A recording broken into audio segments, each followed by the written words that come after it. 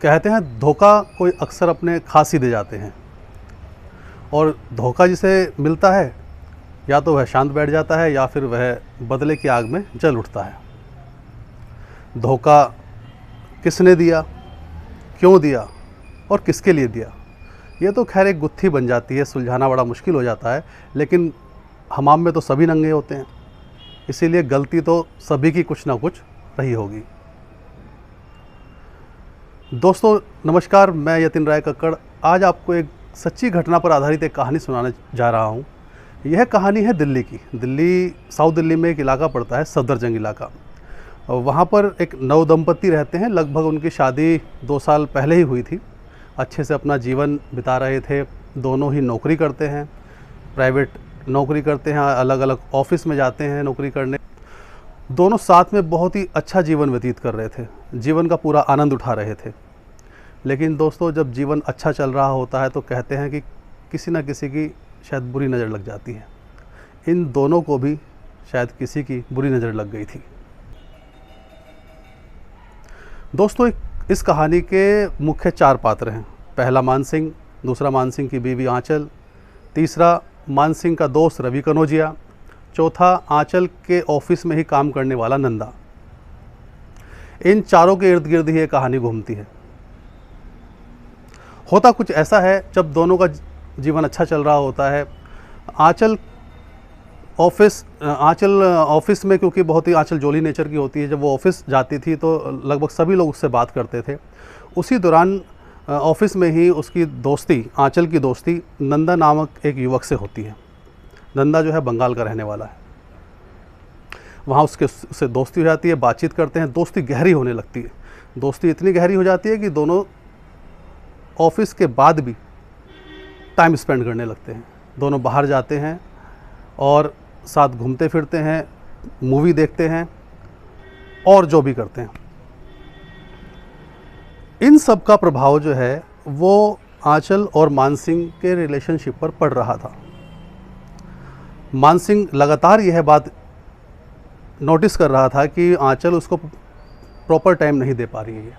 आंचल उससे कटी कटी रहने लगी है। वो किसी बात को कहता है तो आंचल उसे अनसुना कर देती है या फिर किसी ख्यालों में खोई रहती है।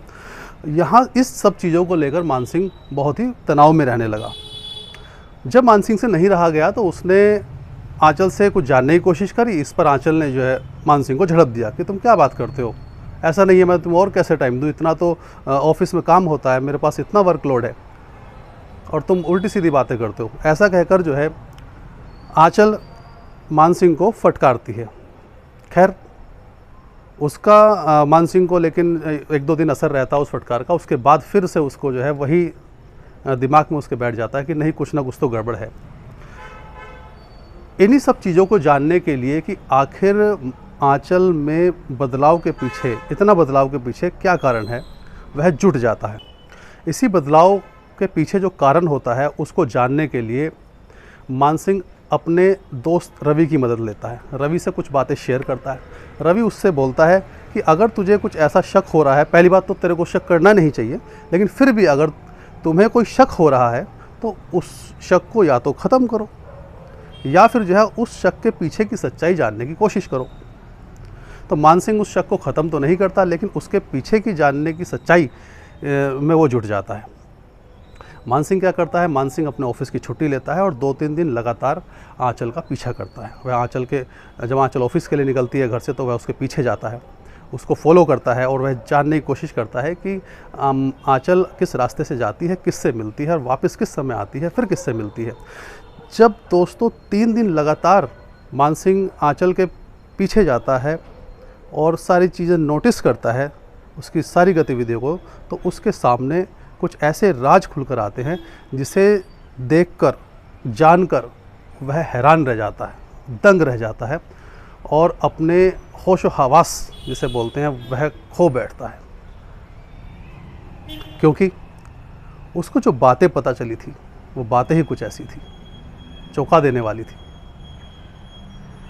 क्योंकि आंचल का अफेयर नंदा नामक युवक के साथ चल रहा था जो उसका ऑफिस में काम करता था। नंदा और आंचल की दोस्ती बहुत गहरी हो चुकी थी। दोनों रिलेशनशिप में आ चुके थे। शारीरिक संबंध भी स्थापित कर चुके थे।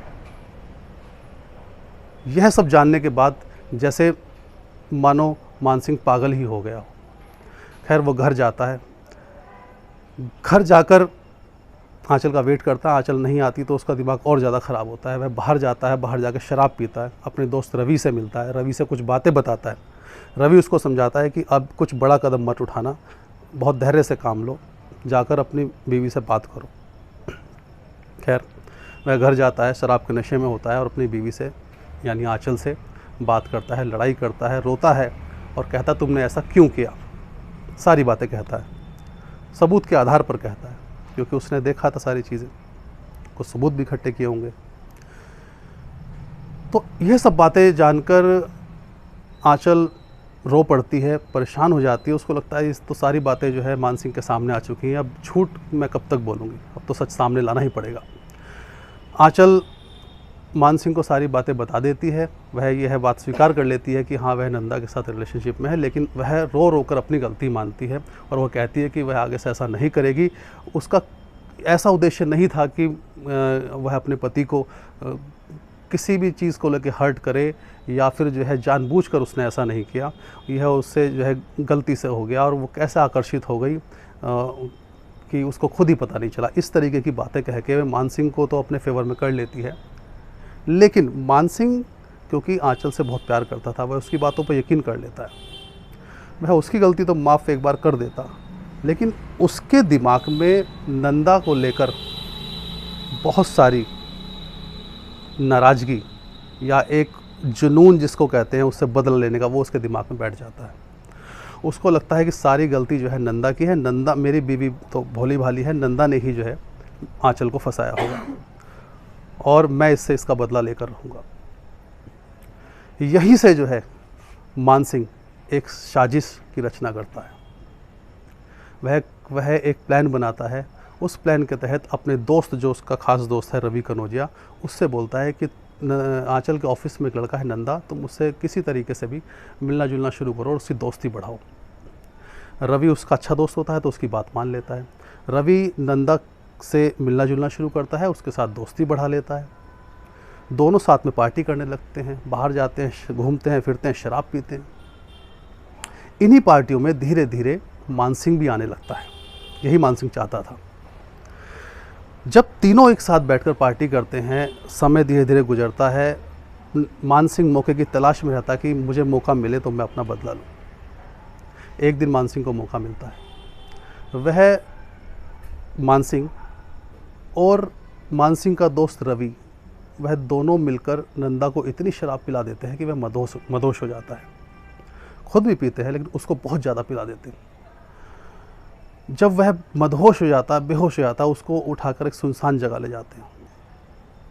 मान सिंह क्योंकि इसी क्षण का उसको इंतज़ार था, वह पूरी तैयारी से था। मान सिंह साथ में चॉपर लाया था, चाकू लाया था और मान सिंह नंदा पर अपना गुस्से का एक एक शब्दों के साथ वार कर रहा था। आप यकीन मानिए, इतने चाकू उसने नंदा के शरीर में घोंपे और जब उसका मन नहीं भरा तो उसने नंदा के शरीर के टुकड़े किए चॉपर से, और तब भी उसका मन नहीं भरा तो उसने नंदा का प्राइवेट पार्ट तक काटकर फेंक डाला। इतना विभत्स और इतना दर्दनाक ये घटना है दोस्तों। आखिर कोई बदले की भावना में इतना कैसे घिर सकता है, कैसे जल सकता है इतनी आग में कि उसको अच्छे और बुरे में फ़र्क ही ना दिखाई दे। खैर यह मामला पुलिस में जाता है। मान सिंह फरार हो जाता है, रवि कनौजिया फरार हो जाता है, अज्ञात में रिपोर्ट दर्ज हो जाती है। पुलिस जो है मामले को गंभीरता से लेते हुए दोनों मुजरिमों की ढूंढ मचानी शुरू कर देती है। मान सिंह का तो पता नहीं चलता, लेकिन रवि कनौजिया पकड़ा जाता है।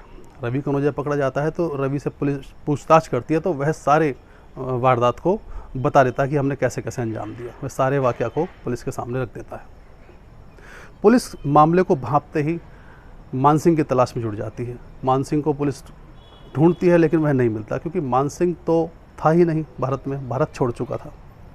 मान सिंह ने ऐसी योजना बनाई थी कि उसने पहले ही सोच लिया था कि मैं इसकी हत्या करके यहाँ से चला जाऊँगा, कहीं दूर चला जाऊँगा, क्योंकि मान सिंह जो है वह बिहार का रहने वाला है और बिहार में भी जो उसका टाउन पड़ता था वह नेपाल बॉर्डर के बहुत करीब था।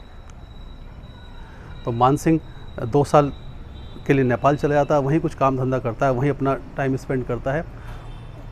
लेकिन जब 2 साल बाद वह वापस आता है तो उसको लगता है कि अब तो मामला ठंडा हो गया होगा, शायद पुलिस उस तक नहीं पहुंच पाएगी। तो बिहार में ही एक जगह पड़ती है जोगीबन, वहाँ पर वो रहना शुरू कर देता है। मान सिंह को यह बिल्कुल भी नहीं पता था कि उसने अपराध इतना बड़ा किया है कि पुलिस उसे कुत्तों की तरह ढूंढ रही है। दोस्तों, मैं ऐसा इसलिए कह रहा हूँ कि पुलिस इस मामले को बहुत गंभीरता से ले चुकी थी और वह तलाश में थी कि कैसे मान सिंह हाथ लगे और उसको गिरफ्तार किया जाए।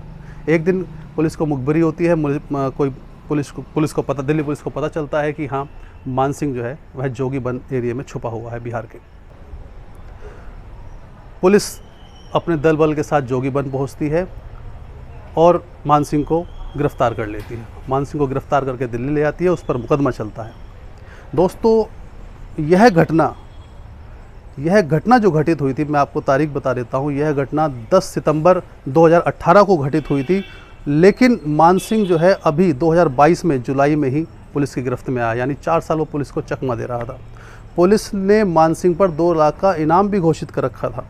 तो दोस्तों, जिसने जितना बड़ा अपराध किया हो उसकी सज़ा भी उतनी बड़ी ही होनी चाहिए। मान सिंह के साथ क्या होगा ये तो आगे पता चलेगा, लेकिन इस कहानी को सुनाने के पीछे जो मेरा उद्देश्य था वो यह था कि अपने संबंधों के प्रति, आपके जिससे जो भी संबंध है उनके प्रति वफादार रहिए, सचेत रहिए, सतर्क रहिए, स्वस्थ रहिए। जय हिंद, जय भारत।